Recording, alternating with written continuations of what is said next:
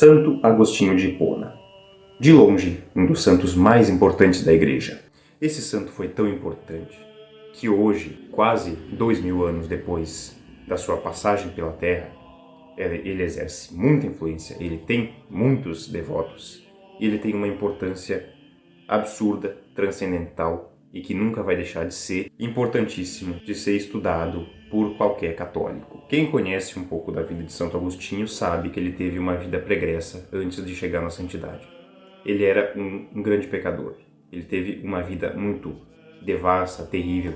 Tanto que a mãe de Santo Agostinho, que é Santa Mônica, também já canonizada, ela decidiu não batizar Santo Agostinho logo de cara, porque vai que ele me apronta. Ela decidiu esperar um pouco mais, até que Santo Agostinho se convertesse, para que aquele batismo realmente apagasse tudo que ele tem de pecado e que essa vida de pecado não voltasse jamais. Santa Mônica chorou pela conversão de Santo Agostinho por mais de 30 anos.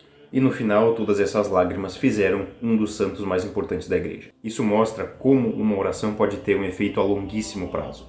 Santo Agostinho passou a vida toda estudando retórica e filosofia e tantas coisas mais. Ele se tornou um grande orador, mas ao longo do tempo ele foi percebendo que não fazia sentido as pessoas simplesmente se atraírem pelas suas palavras, pelas suas belas palavras, belíssimos discursos, né? No fim das contas, ele era um sofista. E para quem não sabe, o sofista, eles eram pessoas que tinham uma comunicação muito boa, eles diziam belas palavras, mas eles usavam isso para enganar as pessoas. Tanto que na época da Grécia Antiga, as obras filosóficas dos sofistas, elas eram adquiridas não pelo conteúdo que elas tinham, mas simplesmente porque as pessoas queriam conhecer a retórica e a forma que eles falavam de forma que enganasse todo mundo, de uma forma muito satisfatória. Por exemplo, tu concorda comigo que o tempo pode se dividir infinitamente, certo? Certo. Então, se um cara leva uma flechada no olho, na verdade aquilo é uma ilusão, porque o movimento é só uma ilusão, porque ele é impossível, já que o espaço se divide infinitamente. Olha que argumento. Mesmo sendo um argumento falacioso, ele dá trabalho, né? Então o sofista fazia isso, ele misturava. Não é o espaço em si que se divide infinitamente, mas sim é uma característica da matemática que consegue dividir o espaço de forma infinita. E o sofista fazia isso, ele misturava. Ele fazia essas armadilhas para que as pessoas se convencessem, mesmo sabendo no fundo que aquilo não era verdade. E essa habilidade que Santo Agostinho tinha, lá na frente ele vai usar essa habilidade para evangelizar, para trazer as pessoas para Deus. Por uma parte da vida dele, ele se interessou pela filosofia maniqueísta, depois por outras correntes filosóficas, até chegar no cristianismo. E por todo esse tempo, a mãe dele, Santa Mônica, sempre incentivando ele a estudar a Bíblia, a se converter. E ele sempre dizia, não quero saber, não quero saber, não quero saber.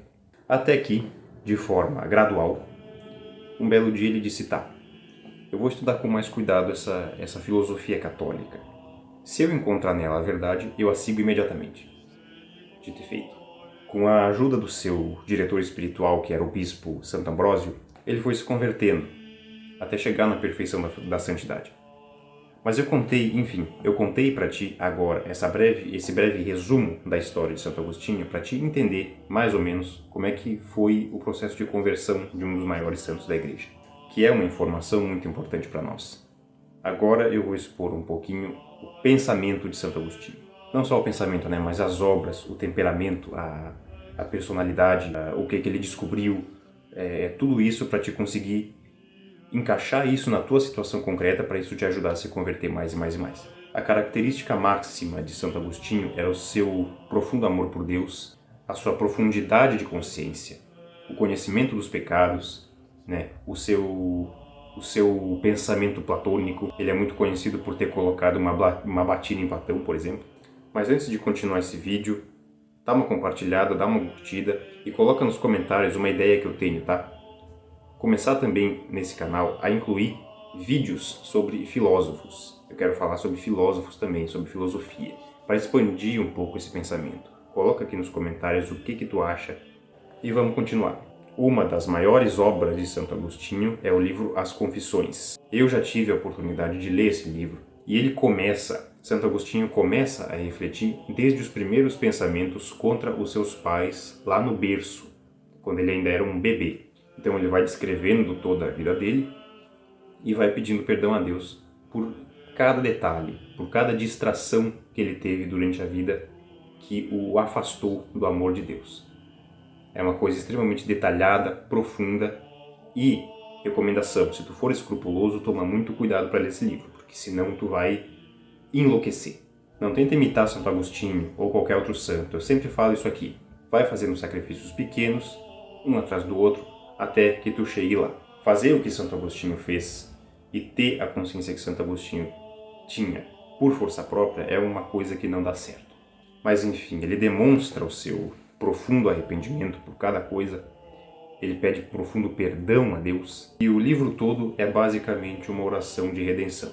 E ele tinha muito essa coisa de eu não sou nada, eu não mereço nada, eu só sou em Deus, por mim mesmo, eu sou um absoluto pecador imundo, e tudo que eu tenho de bom vem da graça de Deus. Ele tinha uma consciência disso muito forte.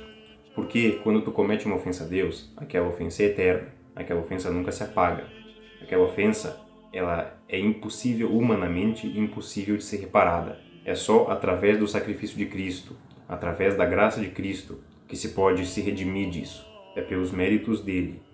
Então, quando tu pede perdão, e tu vai fazer, por exemplo, uma confissão sacramental, tu não está invocando o teu próprio mérito. Tu está colocando o teu arrependimento na cruz de Cristo. E tu está invocando o mérito dele. E por isso, esse teu pecado que tu está confessando, ele está sendo incluído no sacrifício na cruz de Cristo. Deu para entender? Santo Agostinho acreditava também que o conhecimento da verdade se dava através da fé. Então, tenhais fé e conhecereis a verdade. É o caminho oposto que ofereceu, por exemplo, São Tomás de Aquino, que dizia, não, conheceis a verdade e tereis fé. Quem que está certo e quem que está errado? Nenhum nem outro. Os dois caminhos são válidos, cada pessoa vai se identificar e se dar melhor com um caminho ou com o outro. É assim mesmo, os dois estão muito corretos. Os dois abriram caminhos para que nós, meros mortais, pudéssemos seguir. Ele escreveu também outras obras, como A Cidade de Deus, em que ele diferencia lá, a Cidade de Deus, que era mais ou menos como se fosse o mundo das ideias de Platão, e a Cidade dos Homens, que era o mundo. Mas isso eu não cheguei a... Eu não tive a oportunidade de ler esse livro ainda, então eu não vou falar muito dele aqui. O que se percebe, uma característica também muito forte de Santo Agostinho, é que ele tinha o temperamento sanguíneo. Se tu vê o livro das Confissões, ele dizia, não, porque eu procurava-as fora, mas estavas dentro. Abriste meus ouvidos, brilhaste diante dos meus olhos, etc. Ele foi muito trazido à santidade por Deus por meio dos sentidos. O sanguíneo tem essa característica. São pessoas impulsivas. Os sentidos têm muita relevância para ele. Sabe aquele sensor de calor que a cobra tem, que ele forma uma imagem térmica daquilo que ela está vendo na frente dela? Os sentidos é como se fosse isso para a pessoa sanguínea. E olha aqui, vem cá, informação importante. Santo Agostinho, antes da conversão dele, ele passou um tempo da vida dele vivendo com uma concubina. Apesar de não ser casado com ela nem nada do tipo, ele era extremamente fiel a essa concubina. Teve um filho com ela, inclusive, etc. Mas depois da conversão dele, ele acabou virando um padre e virou um grande confessor. Então, se tu quiser ter a virtude de Santo Agostinho, que é a profundidade de consciência, o conhecimento dos pecados, o profundo amor e o profundo espírito de servidão e de penitência diante de Deus, Santo Agostinho é uma ótima devoção para te seguir. Ele te ensina a usar os teus sentidos para manter os olhos no lugar certo, para te guiar para o lugar certo. Por exemplo, teve uma situação em que ele viu um chacal, se eu não me engano era um chacal correndo atrás de um coelho. Ele foi se distrair com aquilo, mas ele não. Jesus Cristo. Pela não distração. Então ele te ensina a domar os teus sentidos, a fazer com que eles te levem aonde tu quer ir. E quando tu é devoto de Santo Agostinho, a tua oração ao Espírito Santo, pelo conhecimento dos teus pecados, pureza de consciência nos teus atos, vai te ajudar muito a manter o teu estado de graça e a crescer em santidade. Então, o segredo aqui é você rezar muito ao Espírito Santo para não cair em nenhum auto-engano, a dar uma grande importância a não cometer os teus pecados, mesmo aqueles leves, veniais, se sentir profundamente incomodado por eles E se tu quiser ter um conhecimento profundo sobre outros santos, tudo bem que aqui no YouTube eu tenho que resumir bastante, senão o vídeo fica muito longo. Vai nessa playlist que eu estou apontando aqui na tela. Tudo bem que tem esse negócio de eu ter que resumir os vídeos, mas qualquer coisa, pergunta, eu vou estar respondendo. Eu vou estar, ao longo do tempo, fazendo vídeos mais aprofundados. Fora que tem também os meus cursos, né? Eu estou montando agora um curso de oração, onde eu aprofundo sobre o assunto, e eu falo muito sobre muitos santos, e vocês estão mais do que convidados a participar dessas formações e se tornarem católicos fortes, católicos que crescem na vida, católicos que sabem o que estão fazendo e onde estão se metendo, católicos que sabem fazer uma boa oração, católicos que sabem as regras, os preceitos da Igreja Católica e que sabem usar os conhecimentos do mundo, as graças, as ferramentas de Deus para a tua salvação. É isso, até o próximo vídeo.